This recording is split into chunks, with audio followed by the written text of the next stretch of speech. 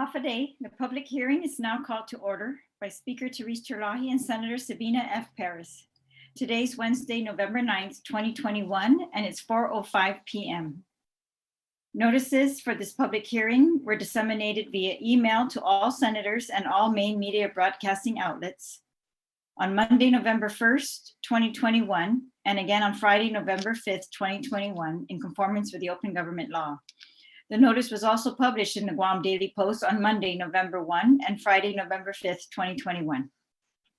This hearing is being conducted utilizing the Guam Legislature Zoom meeting platform. It's hosted by the Guam Legislature's MIS staff, Senator Sabina Perez's staff, and my office staff, and I thank them for their assistance. The host will mute all Zoom participants until called upon by the chair. I'd like to acknowledge the presence of Senator Sabina Perez with us today. Thank you. She is the co-chair of the Committee on Health, Land, Justice, and Culture, who is co-hosting the public hearing with me this afternoon, as she is also the on both resolutions that we will be discussing today. I would also like to thank all of you who have joined us today on the Zoom platform. And we have we have two agenda items. One is the Resolution 199-36 LS. This is introduced by Senators Therese Terlaje, Sabina Flores Perez, Jose Pedo Terlaje, Muña Barnes, Clynton E. Ridgell, Telena Cruz Nelson, Amanda L. Shelton, Joe S. San Agustin, Joanne Brown, Telo Taitague, Mary Camacho Torres, V. Anthony Ada, Frank Blas Jr., Christopher M. Dueñas, and James C. Moylan. It's relative to expressing the support of I Mina'trentai Sais na Liheslaturan Guåhan, the 36th Guam Legislature, for H.R. 3967, the Honoring Our Promise to Address Comprehensive Toxics Act of 2021, because it recognizes Guam's Agent Orange exposure and advocating for the expansion of the toxic exposure definition of covered veteran under Title III to include a veteran who, on or after October 30, 1980, performed active military, naval, or air service while assigned to a duty station in Guam because of the U.S. military's open-air burn pit activity in the island. The second item on our agenda is Resolution 200 LS, introduced by Therese M. Terlaje and Sabina Flores Perez. This is relative to expressing the support of I Mina'trentai Sais na Liheslaturan Guåhan for the passage of H.R. 3368, the Lonnie Kilpatrick Central Pacific Herbicide Relief Act, introduced by the Honorable Michael Nicholas in the United States House of Representatives on May 2021, which seeks to correct injustice, clarify the eligibility of affected veterans, and expedite the processing of veteran claims of health conditions caused by Agent Orange exposure on Guam. Before we hear testimony on the resolutions, I'll briefly introduce these resolutions, being the primary sponsor. So Agent Orange is a herbicide widely used during the Vietnam War by the U.S. military to eliminate forest cover and crops. This herbicide contains active ingredients and significant amounts of 2,3,7,8 tetrachlorobenzo TCDD, the most dangerous of all dioxins. Human exposure to TCDD has immediate and long-term effects. The recognized diseases related to Agent Orange exposure include, we have a slide for this, chloracne or other acneiform diseases consistent with chloracne. Type 2 diabetes, also known as type 2 diabetes mellitus or adult onset diabetes. Hodgkin's disease, multiple myeloma, non-Hodgkin's lymphoma, acute and subacute peripheral neuropathy, porphyria cutanea tarda, prostate cancer, respiratory cancers, which include cancer of the lung, bronchus, larynx, or trachea, soft tissue sarcomas. The United States federal government continues to deny its use of Agent Orange outside of Vietnam and Thailand during the Vietnam War.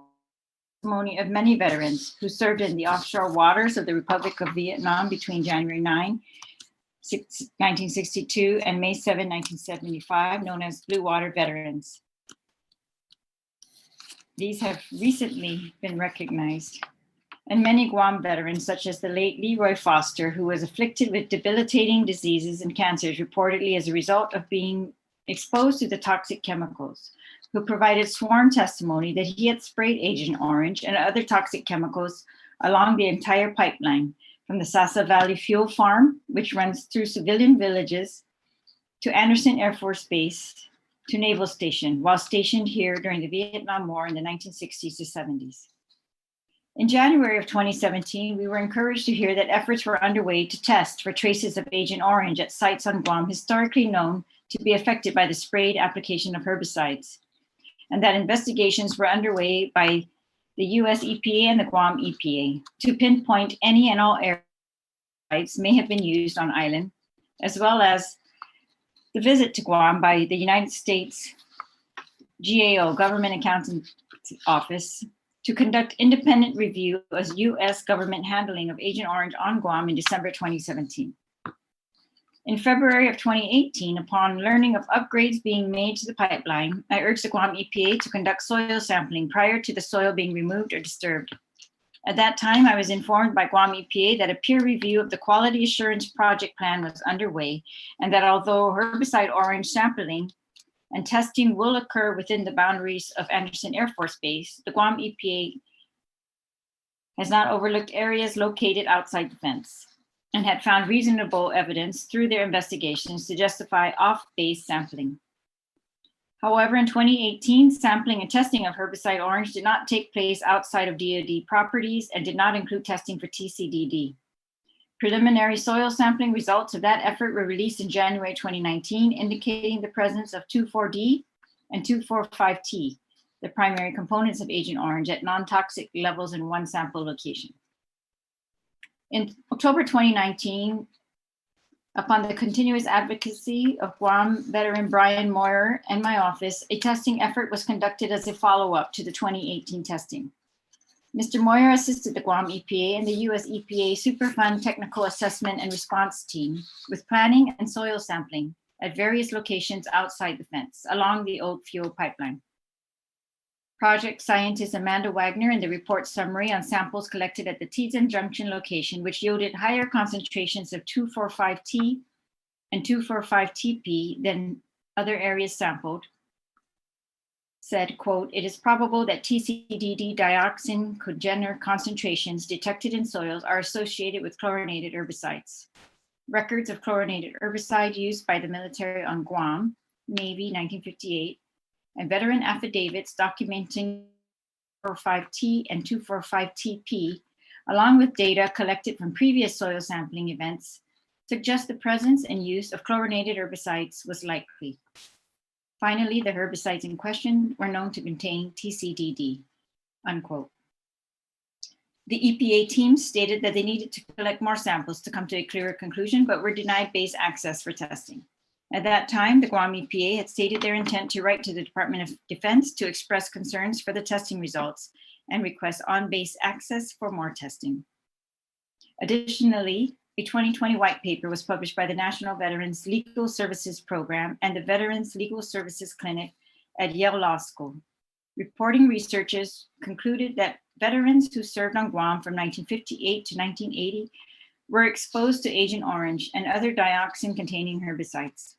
Amongst the researchers spearheading the effort were Guam natives James Campbell, Kyla Essling, and Matthew Lindsley, who were assisted by my office with locating documents, landowners, and also assisted by other veterans and civilians on Guam, including Mr. Robert Celestio, who we will be hearing from later today. This conclusion was made using evidence from official government documents describing widespread practices of herbicide spraying, mishandling, and improper disposal prior to enactment of federal hazardous waste regulations in 1976. And official documents, empirical studies, and numerous individual affidavits confirming in detail the storage, spraying, and disposal of Agent Orange and other toxic dioxin-containing herbicides in Guam. The report also states that incomplete or destroyed DoD records does not disprove the use of Agent Orange in Guam. and relies on Veterans Administration findings in individual cases confirming that veterans who served in Guam were deemed eligible for presumption of exposure. Because of these facts, the U.S. federal government should give presumption of exposure to veterans from 1962 to 1975. Today's hearing is for two resolutions supporting two bills in the U.S. House of Representatives that seek to give that presumption of exposure. The first resolution, Resolution 199-36 is an act relative to expressing the support of I Mina'trentai Sais na Liheslaturan Guåhan for H.R. 3967, the Honoring Our Promise to Address Comprehensive Toxics Act of 2021. H.R. 3967, introduced by Congressman Mark Takano, Democrat of California, hopes to federally recognize Guam's exposure to Agent Orange. The bill is titled, as I just read, or Honoring Our Pact of 2021, Honoring Our Promise to Address Comprehensive Toxics Act of 2021. And to date has 60 co-sponsors, including Guam's delegate Michael F. Nicholas. H.R. 397 titles whose main purposes are to improve health care and benefits for veterans exposed to toxic substances. The more notable amendments within H.R. 3967 include a compensation clause for veterans who were part of the nuclear fallout cleanup of Eniwetok Atoll in the Marshall Islands. The recognition of Guam's exposure to Agent Orange, which would provide health care and benefits for those veterans present on island from January 9, 1962 to July 31, 1980. And definitions of covered veterans and locations affected by toxic exposure due to the U.S. military's use of burn pits. In addition to supporting H.R. 3967, Resolution 199-36 also advocates for the inclusion of veterans who served on Guam who were subjected to toxins created during U.S. military open-air burn pit practice. We suggest that an amendment be made to Section 103 of Title III of the bill to expand the definition of covered veteran to include on or after October 30, 1980, performed active military, naval, or air service while assigned to a duty station in Guam. And this is because of the continued use of burn pits by the military on Guam after 1980. The second resolution, Resolution 200-36 LS,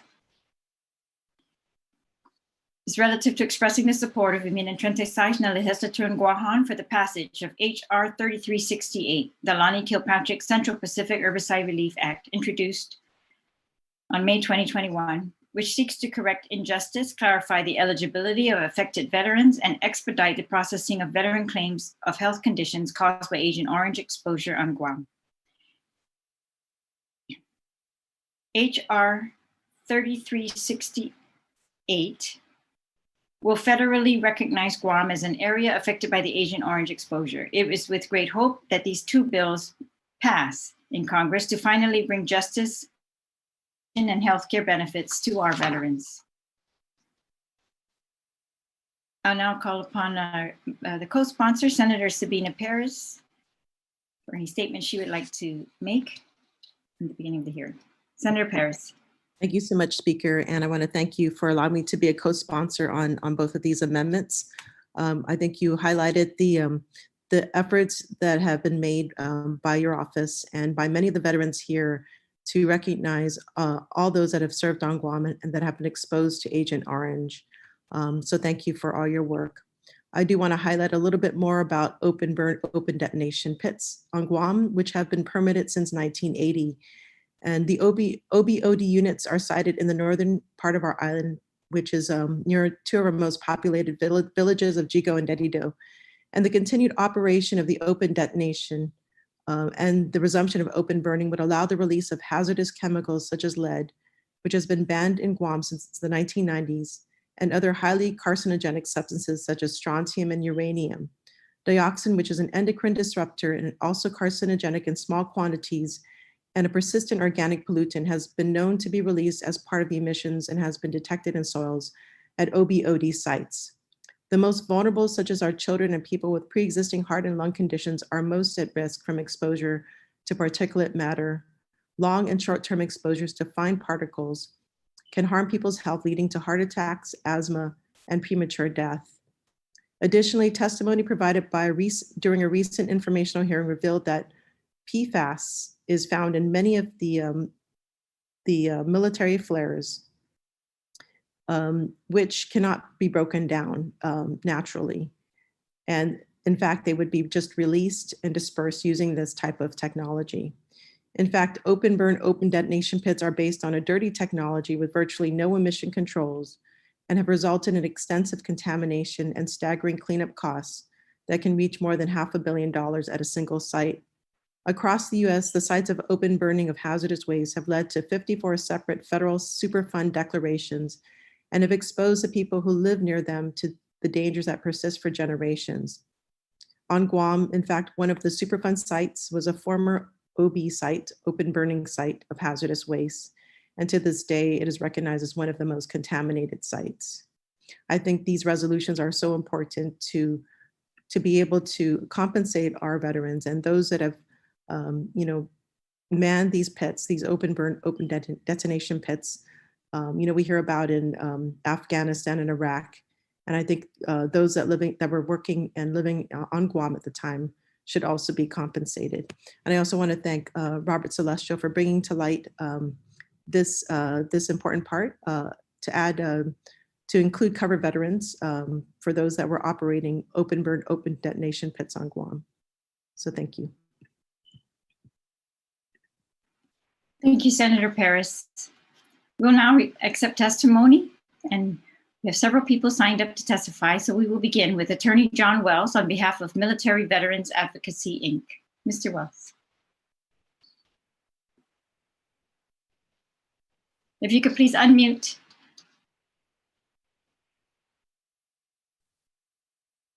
My apologies, it's still early here. Speaker Terlaje and Senator Perez, thank you for the opportunity to address you today. I'm Commander John Wells, United States Navy retired. I'm the chair of Military Veterans Advocacy, which includes 5 sections, including the Agent Orange Survivors of Guam, represented here today by Mr. Brian Moyer, who probably more than any other person has taken the action to bring the issue of herbicide and other toxic exposure on Guam to light. I've been working with him for several years, and I think we're making some progress. We do have a couple of technical recommendations that you might want to incorporate into the resolutions.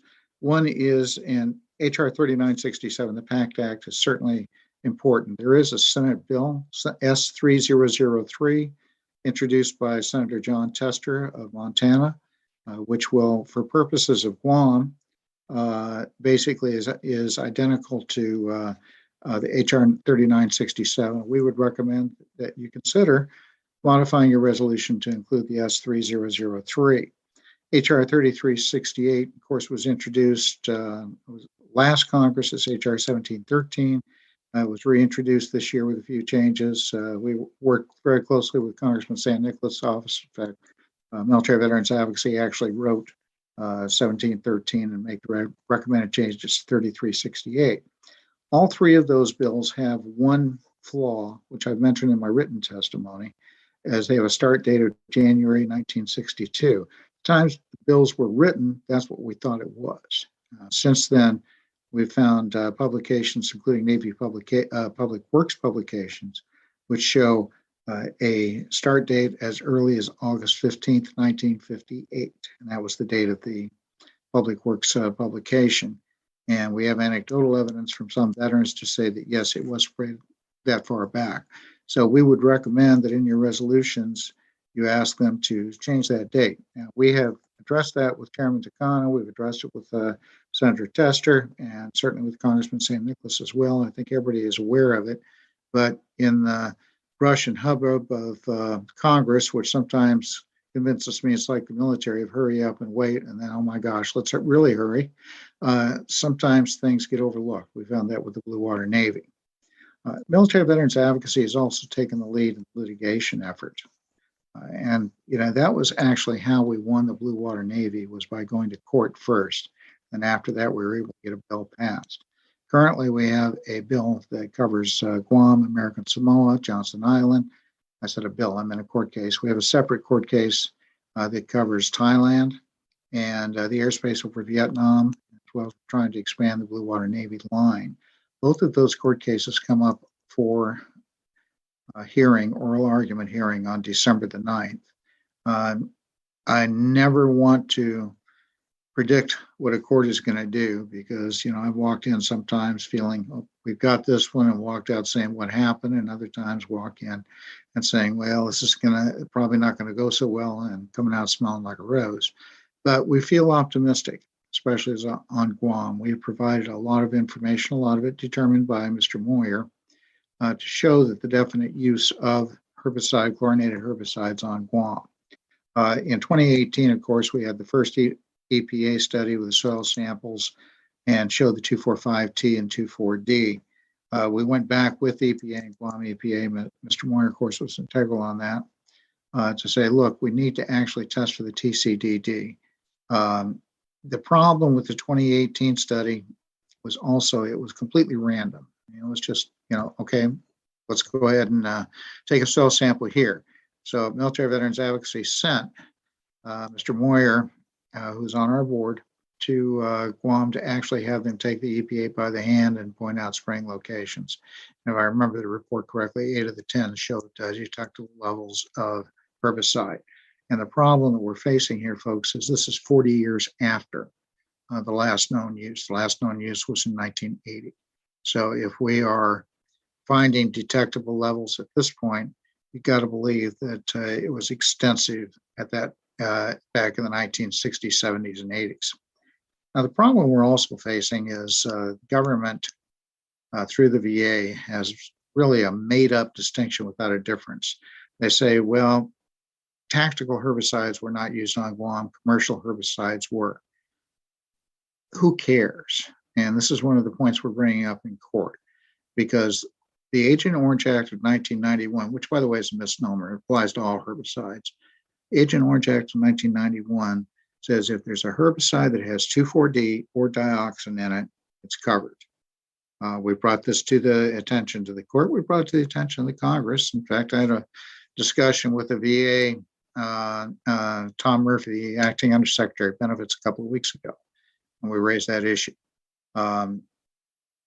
There is no real difference in the chemical components of so-called tactical herbicides and the commercial herbicides.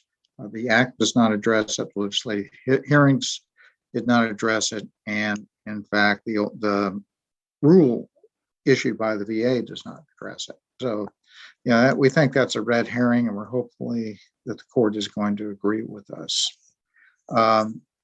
Where do we stand on this? We're here for the long haul. Military Veterans Advocacy is going to force this issue. If both through Congress and the courts, and also through education. And by the way, one of our missions is we train attorneys in veterans law. We teach continuing legal education courses, and Guam is one of the forefronts of that continuing legal education. We're here for the long haul. And even once we get this covered for veterans, we have to come back and we have to look at the dependents of veterans, and we have to look at the tomorrow population. It seems to me that this goes beyond the veterans. Now, our scope, our wheelhouse is veterans, but I can assure the legislature that every piece of information that we have obtained will be made available to Congressman St. Nicholas, Speaker Terlaje, to try to get coverage for everybody on Guam, because folks, Guam is one big Superfund site. Now, we're happy to see also the fact that you're taking an interest in the Antawiwak and some of the other radiation areas. That was a group of folks that were just completely left out of the cleanup veterans. And the DOD response was, well, gee, everybody was there in PPE. We have pictures of them there. They were, the PPE consisted of cutoff shorts, flip-flops, and bare chests for the guys anyhow. All right, so it was definitely not protected. And we found the same place in other radiation issues, such as the Palmaris cleanup. It's both the Senate and the House Bill 3967 and 50 and S003 cover that, and we support that. Burn pits on Guam. Burn pits have been just something that's used throughout the world by the United States military. And in most cases, it's due to laziness. In Camp Lev in Afghanistan, for example, we had all kinds of incinerators with proper filtering installed. And that was due to one of our members who unfortunately has passed away due to exposure to burn pits. They had the incinerators, they still used the burn pits. Why? Because it was easy. Well, we've got to get DOD to understand that their effects and what they do has impact throughout the environment. That includes in Guam, it includes all over the place, all over the world. So we certainly support what you're doing on that.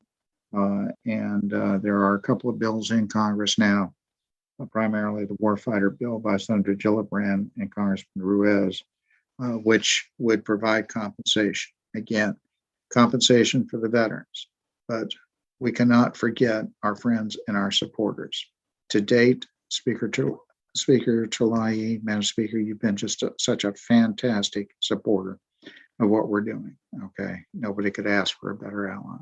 And we pledge to you that as we continue to fight, everything that we can do to support you, we will do. And I think we owe that to you. We certainly,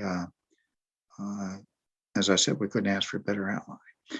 My written testimony should be part of the record, and I will stand on the testimony at this point unless you all have any questions for me.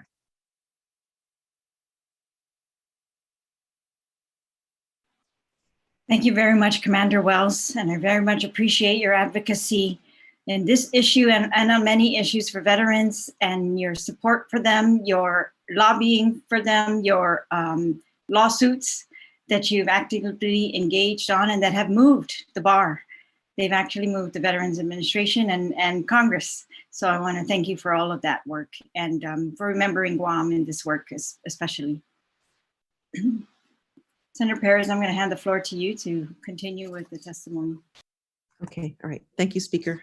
So now we'd like to recognize Brian Moyer to provide his testimony on both resolutions. Okay, mic is unmuted. And I'm just going to read from a prepared statement, and then I'll go freelance it, so to speak, towards the end. But okay, half a day. And before we go any further, I want to say thank you to Speaker Terlaje and her staff for inviting me to this public hearing. Also, Congressman Michael San Nicolas and his staff, Guam and US EPA for their work ethics and commitment to professionalism on all levels. On October 22nd of this year, we, being Agent Orange survivors of Guam, and Commander John Wells, who is the creator of Military Veterans Advocacy, were involved in an educational rally at the largest American Legion post in the country at the Villages, Florida. Agent Orange Survivors of Guam was created on August 26, 2017, with 20 Guam veterans and 7 Chamorro who reside on Guam. One of them being Miss Susan Olivares, who has been relentless in her quest for justice, but also helping in finding documentation through Guam Public Health Department. And again, I just want her to know that she's not forgotten by us. We now have a membership of 1,600 members from all around the country and Guam. And bear with me. I'm going to dive into how I ended up on Guam. I enlisted in the Marine Corps, and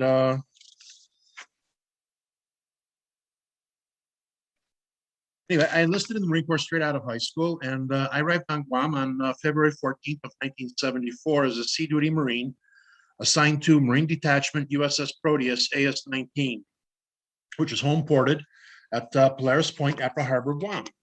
And my tour was a 2-year tour of duty. And after that, I rotated back to 1st Marine Division, Camp Pendleton in February of '76. The Proteus, Marine Barracks Guam, Seabees from Camp Covington, Anderson Air Force Base, Naval Communications Station, the Naval Magazine, and almost the entire population of Guam participated in Operation New Life, which was part of the evacuation of Saigon in 1975. And the reason why I'm mentioning that is because of commitment to everybody. I mean, we're one big family in many, many ways. We've stepped up and, to emergencies, and we're stepping up again. Now, we've advanced the clock.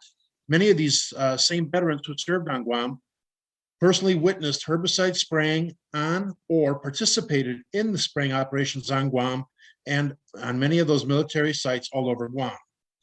I've personally seen herbicide spraying take place on many occasions at Polaris Point, Apple Harbor, Guam, either with galvanized sprayer cans that were used by sailors from the ship, the USS Proteus, and also a small tractor with a plastic tank mounted on a trailer with little outriggers on the back of it, spraying a large empty field where we trained on that field and played football or baseball at that location at Polaris Point. Also was sent to Anderson Air Force Base firefighting school with 2 other Marines from my detachment.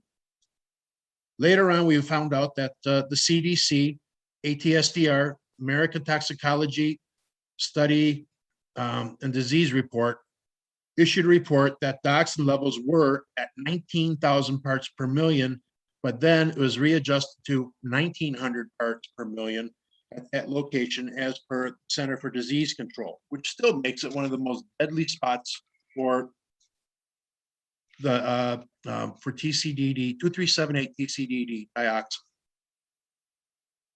While Leroy Foster was alive, we managed to get HR 809 introduced into 115th Congress.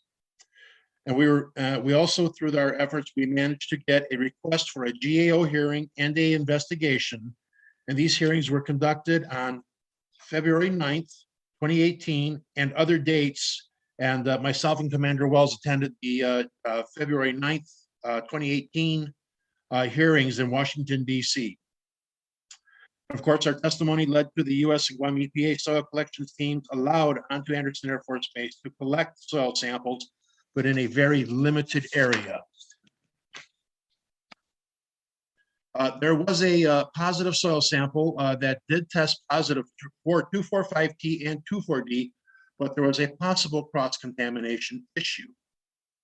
At the same time, the DoD would not allow any more testing to take place. The areas that we Guam veterans had clearly identified to the GAO hearing officers were ignored in many and almost all instances. So we started contacting members of Congress in the House of Representatives, the Senate, and also the Guam Legislature and the media by telling them that we did not trust the testing process and felt the military authorities were attempting to manipulate the outcome of the testing procedure through their site selection process. We had also established a great working relationship with Senator, now Speaker Therese Terlaje, and the entire Guam Legislature and the former governor's office. We also have established a great working relationship with U.S. and Guam EPA. For the record, Speaker Terlaje has been the tip of the spear on Guam for us Guam veterans and the Chamorro people who have been left holding the bag of herbicides that were used on Guam from 1958 through 1980. Another round of soil collection and testing was conducted in November of 2018 on areas that were under former military control and had been released to the civilian authorities of Guam. This round of testing discovered 2,4-D, 2,4,5-T, and 2,4,5-TP Silvex alongside an above-ground aviation fuel line at the old Naval Air Station, Agana, which is now part of Guam-Pat International Airport, Agana, Guam, and also known as Tizan. In the meantime, the people of Guam elected a new congressman, and we got HR 1713, the Lonnie Kilpatrick Central Pacific Relief Act, introduced in March of 2019 in the 116th Congress by Congressman Michael San Nicolas. And Congressman Gus Bilirakis of Florida's 12th Congressional District. Again, Congressman Michael San Nicolas of Guam and Congressman Gus Bilirakis have been the Guam Veterans Champion up on the Hill. We now have H.R. 3368, again, the Lonnie Kilpatrick Central Pacific Relief Act, reintroduced again by Congressman San Nicolas and Congressman Gus Bilirakis. In October 2019, Guam Veterans Advocacy Incorporated sent me to Guam at the request of the U.S. and Guam EPA to assist them in a hands-on area identification for soil sample collection. Every place we went to on Guam tested positive for 2378 TCDD, dioxin, or its congeners. And the congeners are essentially the DNA or skeletal remains of 2378 TCDD, dioxin. This would not have happened if the combined efforts of military veterans advocacy, bear with me here, not sent me back to Guam, and in a combined effort with the Senator Speaker Terlaje's office. After receiving the finalized version of the US EPA report, military veterans advocacy requested a rulemaking request from the VA, which was denied. After a few more procedural requirements, military veterans advocacy filed a lawsuit against Department of Veterans Affairs on behalf of approximately 52,000 Guam veterans, Guam, American Samoa, and Johnson Atoll veterans. Johnson Atoll is where Agent Orange was sent for final destruction at sea. Also, Commander John Wells announced at the Villages rally that we had held on the 22nd of October this year that the Federal Court of Appeals will be hearing our case on December 9th, 2021. And the media was present at the above mentioned rally, and I believe the broadcast have been picked up by other affiliates around the country, because we have experienced an increase. An experienced increase in Guam veterans inquiring about how to apply for files and claims with the Department of Veterans Affairs. Some veterans have actually told me they have been told by VA staff members from the Orlando, Florida VA Medical Center not to apply for benefits regarding Guam and Agent Orange related herbicide exposure because it will be denied. These same veterans have prostate cancer, colon cancers, men and women with breast cancer, type 2 diabetes, skin cancers, testicular cancer, renal cancer, cervical cancer, peripheral neuropathy, and a lot more, which is a mirror image of what the moral community has been living with for decades. And again, this is where Susan Olivares has been exemplary. Also, Mr. Celestio has also helped with his research because I verified the numbers that have been documented through CDC. And again, the numbers that are all these diseases are astronomical in comparison to the same diseases on the US mainland. And again, we veterans are falling through the cracks because the VA is not keeping track of this. So the only course of action that we have is that when we believe that we are a true reflective image, a mirror image of the health problems that the Chamorro community have. So I also had a mother who up on Anderson Air Force Base who has 2 young children asking me why, and I'm quoting her, why she has been told not to dig around the exterior walls of her assigned base housing on Anderson Air Force Base. This woman has concerns for the safety of her children and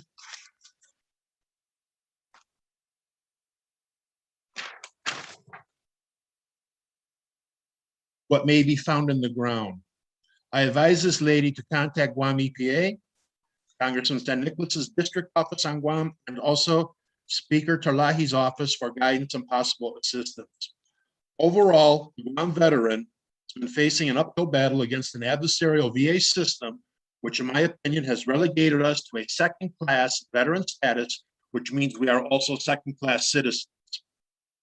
The only way we can be stopped by all who have a stake in this fight to become committed to the cause. And that cause is justice for all who have direct ties to Guam and who have suffered and continue to suffer at the hands of a government entity that practices sprayed and betrayed. I firmly believe we will win, and when we win, Guam will win.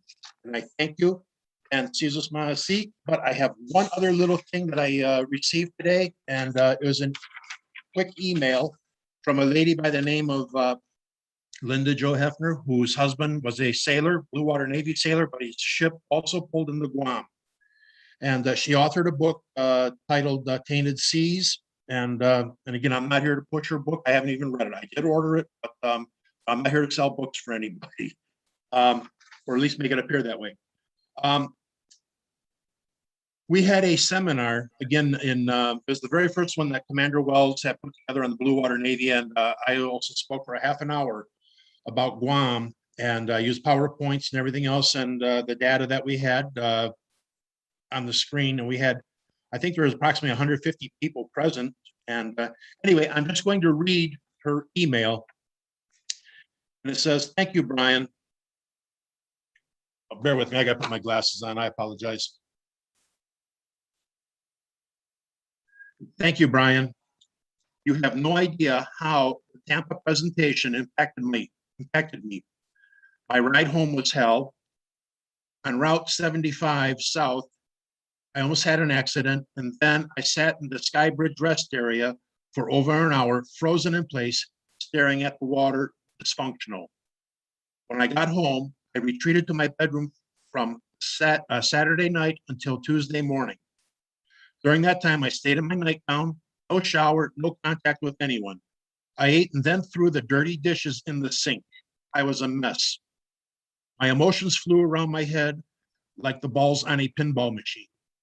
The last emotion was anger, so I recalled my book from my editor, and rewrote it, adding the horrific details of Bud's suffering and dying.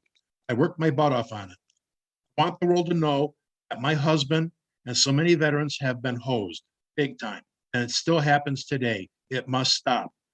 Both you, Susie, and Commander Wells are mentioned in my book at the end. Not to worry, you are praised." And again, thank you for purchasing Tainted Seas. And I've gotten letters from other veterans thanking us. And when I say thanking us, I'm including Military Veterans Advocacy, Guam Legislature, Susan Oliveris, Speaker Terlaje, and anybody and everybody who is getting behind us. And again, I think that would conclude my testimony unless anybody has any questions. Thank you so much, Brian, for that heartfelt testimony. And thank you for advocating for all these years and, working with our speaker and ensuring that, if it had been for you, we wouldn't have been able to, really detect the dioxin in the ground. And so we're so very grateful. If I may add, at the time of the testing, one of the gentlemen, and I don't want to, well, he works for Guam EPA. He made multiple calls to Anderson Air Force Base, their public relations officer or whomever it may be, the contact up there. And I was sitting right there, and he kept repeating out loud, "You're not going to allow us on the base no matter what. You're not going to, under no circumstance are you going to allow us on the base." And anyway, after the fifth or sixth time the conversation ended, I asked for the map, the 1975-1976 topical map of Guam. And I seen a school on the map, read the map, and it showed a school. And that's when I told him, I said, Leroy Foster told me that he sprayed along the outer fence line and that there were children playing at recess time out on the playground. And he started crying, wondering if he had possibly contaminated those children with overspray.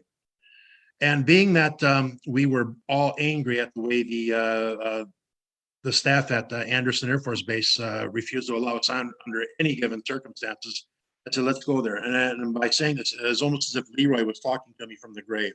Well, lo and behold, we had a positive detection for dioxin and or its congeners at the fence line, which is now, it was Anderson Elementary School. It's now UPI School. So no, everything that this validates, everything that we've said and have been saying is that we have been telling the truth. And I'll go to my grave defending and protecting the truth.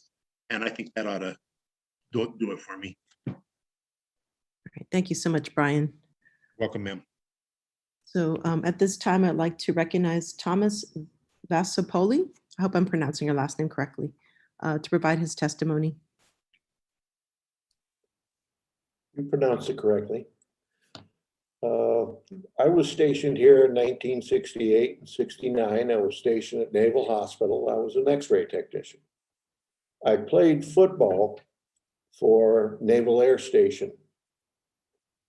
And there was a building located there that I believe still stands today.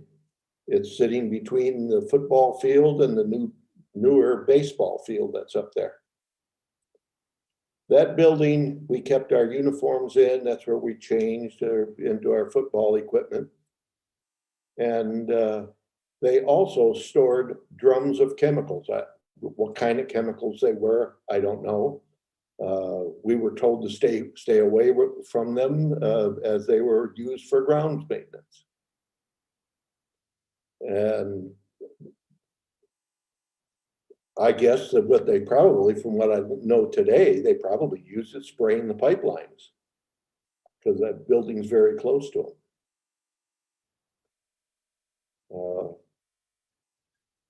Other than that, I don't have anything else to offer. Other than I've been told the same thing about going to put in claims for type 2 diabetes.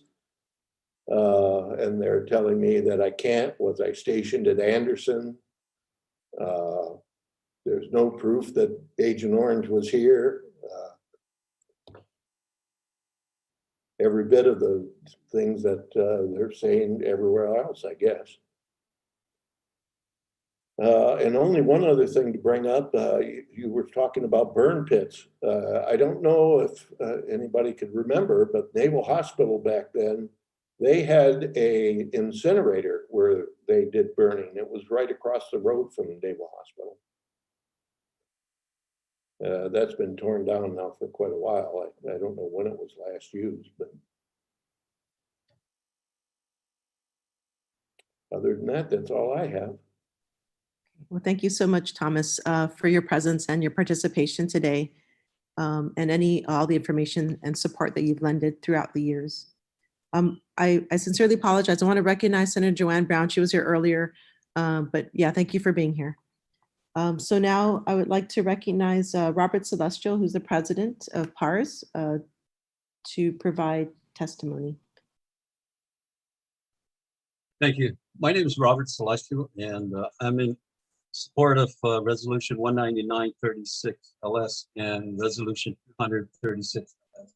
Thank you, Speaker Terlaje, for having me today, and Senator Sabina Flores. How you doing, Senator Brown?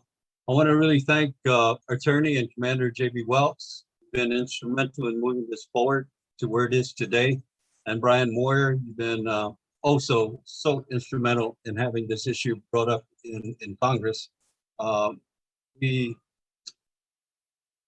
There's a lot of people who will benefit from this, health-wise, the veterans, and not only the Agent Orange on Guam, but I'm a retired sergeant from the United States Army and stationed on Inuitak Atoll. This is a combination of bills, and it's a great bill from Congressman Takano. It recognizes the Agent Orange veterans on Guam. It recognizes Inuitak cleanup veterans and veterans for burn pits. And it's very, I'll make it short for the Inuitak cleanup veterans. We hope and pray that this bill gets through because we've been waiting for so many years. And I was there in Inuitak from 1977 to 1980, cleaning up and transporting contaminated soil from one island to another island. And I also worked on Runit Island. I was stationed up north on Lojo Island on the atoll. There's a true distinction between Inuitak Island and Lojo Island. And so I hope and pray that this bill gets through for the burn pits, Agent Orange Guam, and the Inuitak Atoll cleanup veterans. I just want to recognize that if it wasn't also for a no-name individual called Dr. Louis Seacrest, who reported the land of the rosaries, because when he was here in Guam, he couldn't understand why we had a funeral almost every day or every weekend. And so that's why he named it Land of the Rosaries. And so he wrote that report. And it was through his report that some of the veterans took it before the courts of appeal and were actually given a compensation for his report. And that's why I really want to thank all the individuals, especially Attorney J.B. Wells. Thank you for your group. You've been so, you're a blessing. And thank you so much. This is going to benefit all those people who wondered why they're sick today that don't have an idea and clue, but now they do through Brian Moyer, yourself, and the speaker, Therese M. So thank you so much, and God bless you guys. That's all I have. Thank you. Masi, Robert. We also received testimony from Susan Oliveras Ancanco, Mary Schlepperger, and Michael Ulasek in support of the resolutions that we have here today. So I think at this point, we open up to questions for anybody here present. Maybe if I could start with the speaker. She has any questions or comments? I don't have any questions, but I am very grateful to you who have provided testimony. And just like with Commander Wells, I am so grateful to Mr. Moyer, and I was so happy to meet him in person because we had been communicating for so long. So when he came to Guam, and really we went out in the field together, and it was, I'll never forget this in my life, because we went out in the field and he was so determined, and he was basing it on testimony he had received from other veterans. And I just really received a lesson there in perseverance, a lesson in respecting the testimony of veterans and their memories of what they did for years, how they worked, and they remember Guam very well, and they remember the details, and it was amazing to me. And most of the places we talked about, we were able to go to and locate exactly what they remembered, except for those where we were denied access on the basis. And I remember this also very clearly because I was astounded that we had a team from the US EPA on Guam at that time to assist us in this soil sampling. They had sent their rapid response team to help us with soil sampling because it's of course toxic. And even they were denied access. So I just found that quite appalling, and that not really in the spirit of assisting us with proving these claims or disproving these claims. And so we have huge gaps in the records. And I think, if not for the testimony of these veterans and their memories, and even you, Mr. Vasapoli, your memory, I'm very impressed by. It's that they remember very clearly. And so I think we should all respect their testimony and what they have said. In fact, it's the same thing that happened to Guam with radiation. Mr. Celestio found the witness in the radiation exposure to show that what the Geiger counters were at the time. And it was this person's testimony that was very instrumental, again, in convincing, people in Guam, people in Congress, people in the academies of science as to, exposure. And so it's no secret that Guam, as Ms. Commander Wells mentioned, and it's unfortunate, that we are a huge Superfund site. We have suffered from past military practices with contamination. And so what I'm trying to do is to get these older issues resolved so that we can prevent this going forward. And so I really want to thank Senator Perez for her advocacy as to burn pits going forward, because it's not an issue of the past. It's both past and they intend to continue burn pits on Guam. And we want, by hopefully an amendment here to prevent that, or to at least, if they are going to continue that, over our objection that the veterans who are exposed to the toxics from those burn pits are also compensated. Before I became a senator, Mr. Celestio was instrumental in advocating as to exposure on Guam from Agent Orange, and as to educating senators before me. And I don't know, I know the three of you probably have experience advocating before Congress. Well, Mr. Celestio has advocated before senators way before me who knew nothing about it, didn't believe it. And, he was sounding, like not believable back then. But because of his perseverance and work, and, he's famous for putting the facts on the table and gathering veterans, really getting them to be bold enough to present their testimony as well. Over the years, we've received so much testimony from different veterans and their cases when they advocate and they reach success with the Veterans Administration. It's great news, and I hope for that type of success for all the veterans. So I'm very much grateful to all of you. Right, thank you so much, Speaker. It's well said. It's hard to add anything to that, but I just want to acknowledge that, Agent Orange, radiation exposure, burn pits, our veterans have been exposed to that firsthand, and they know the true cost of war. And I think it's high time that, the military, really integrates the effects of war and the effects of illnesses that come with the exposure of many of these chemicals, many of which we don't know the true, health impacts until much later on. And so all the work that you're doing is so very critical. And, we thank you on the bottom of our hearts. We thank you, as on behalf of the people of Guam, for persisting so long to seek justice, to seek compensation for all the health ailments that you and many others have experienced. And, like the speaker said, burn pits, it has been in existence for so long here on Guam, and the intent is to use it to a greater extent.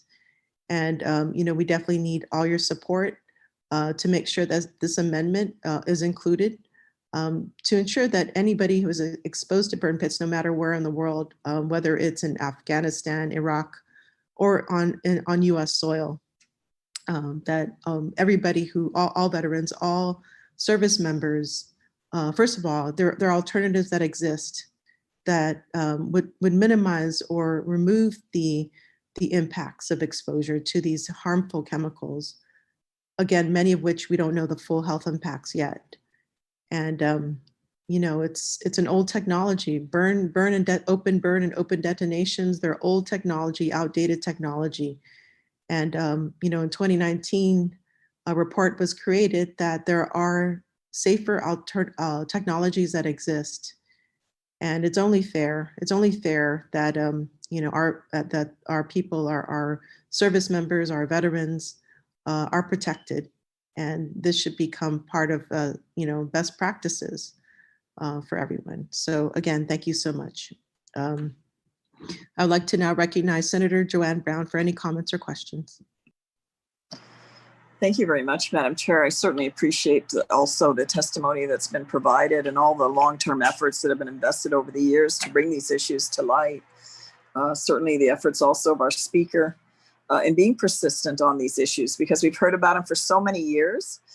Our veterans that are affected by these health-related issues, these things sometimes have not come up until later in life, many years after they've either retired or separated from service, and are adversely affected by their health and their quality of life. And, now as time has gone on, on Guam, we always hear about the high rate of illnesses that our people have, cancer in particular. That we're looking at as being connected now to radiation fallout, and then also this issue for our veterans or even our residents that might have been exposed to Agent Orange, which obviously was used as a defoliant in Vietnam.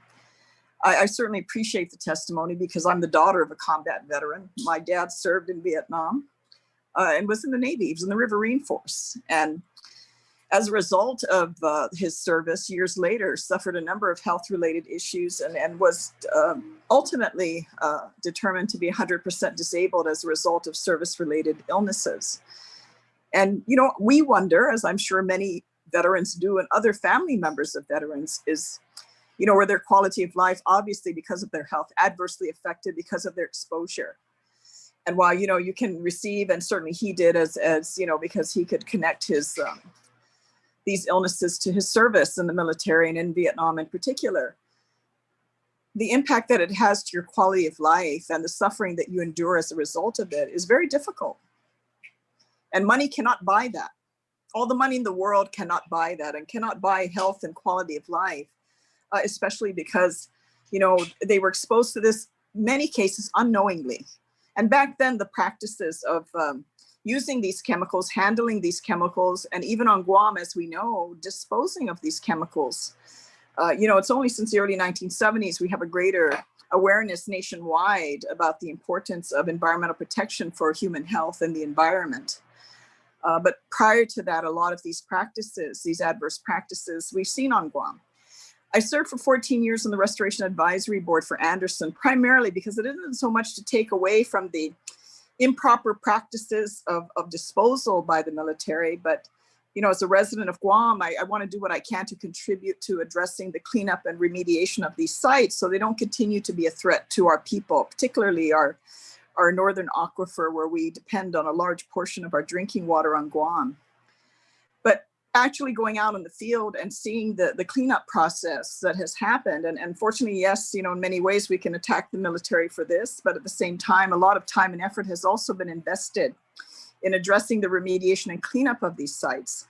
That when you go out in the field and you see trenches that were dug and equipment and chemicals that were buried in the ground and simply covered and left there for so many years, and of course we're wondering what impact is that having on our people? What impact is that happening on our environment, our drinking water? Those things now we're becoming much more conscientious about. And I'm happy that that's happening, but it's unfortunate because of our history and such a small population in our island, that so many of our people have suffered and continue to suffer with so many health related issues that, many ways we're starting to look and connecting it to this, misuse of these chemicals in our community. And so I'm very supportive of both of these resolutions that have been put forth by our speaker, and certainly you, our chairperson, Senator Sabina. I hope to also be included in Resolution 200 also as a co-sponsor, so that we can continue to bring these issues to light, because we can't undo the suffering of our people, and particularly those veterans that now in their later years are suffering with health-related impacts of their exposure, and at the time probably unaware of what they were doing or what they were asked to do in handling these chemicals, and now are suffering from it. And for me, because I've experienced it firsthand with what my father had gone through, I empathize. I empathize, and I'm saddened by the history. I just hope, again, that what we know now, that moving forward, we can continue to be very protective of our island and our resources and our people, because life is challenging enough. Having all these other layers of impact that are affecting our health and well-being. So many of our people are dying so young, and our people are left to be made to feel that we're at fault. We're at fault that we have so many health issues on Guam, our diet, all the things that they list out saying we don't exercise enough, our diet is, but when you have perfectly healthy people that are very active and still come down with some of these cancers, you have to wonder, you really have to wonder that there's a bigger issue at play. And I think as time has gone on, and certainly the efforts of Mr. Celestio as well, of being persistent and bringing these issues forth, not just on our island, but pushing it at our nation's capital and Congress. It's important that we do that to continue to get that voice out there. And for all the other veterans who have spoken up through their own life and experience to come and help us on Guam, your efforts are also recognized and much appreciated. So again, thank you, Madam Chair. I have no questions. I think everyone has articulated some very important points for the record, and I certainly wanted to relay as a daughter of a combat veteran, and like I said, going through my own experience, I empathize and hope that we're successful with the passage of these legislations that are in Congress. With that, thank you, Madam Chair, for the opportunity to comment. All right, thank you, Senator Brown. So I've been asked to read into the record testimony by Susan Olivares Oncanco in support of resolutions 199 and 200. This was written November 9th, 2021. Hafa my name is Susan Oncanco, and I'm from the island of Guam. I have met a lot of veterans through Agent Orange Survivors of Guam site in Facebook, most notable Brian Moyer, who I have a lot of respect for. We have done a lot of research regarding Agent Orange in Guam, and I'm honored to be a part of the group. After reading a lot of the files in the site and doing some research, I've come to the conclusion that the chemicals sprayed in Guam contributed to my family's deaths and may be the reason we have so many health issues on island. My father arrived in Guam from the Philippines in 1959. He was part of a group of people that came to work and helped rebuild the military base in Guam after World War II. He was an electrician and stayed on Camp Rojas, now known as Camp Covington, until he met my mother and married her. In 1972, Camp Rojas was shut down and my father worked on Naval Station in Guam with PWC. He continued to work as an electrician and his job required him to work on all bases on Guam, from Naval Station, Naval Mag, Anderson Air Force Base, Naval Hospital, etc. My father was exposed to asbestos, respiratory diseases, and received very little compensation for his work-related illnesses. Please note, per files, Leroy Foster documented that he sprayed Agent Orange in fences and outside the offices, etc., from 1968 through 1978. My father retired from the Navy and then worked for Pepsi Guam. My father died 6 years ago from lung cancer and high blood.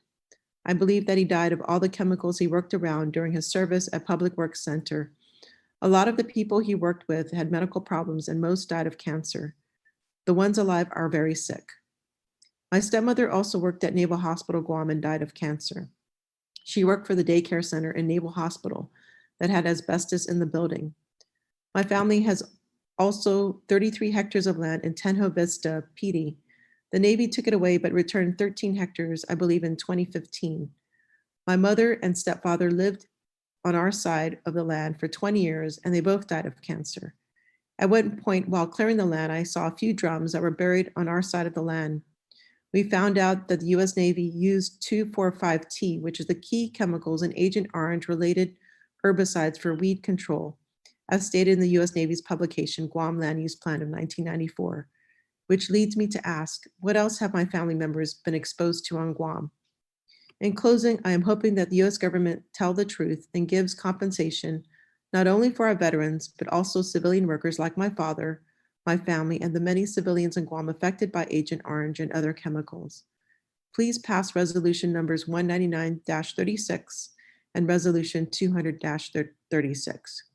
Thank you for taking the time to hear my story.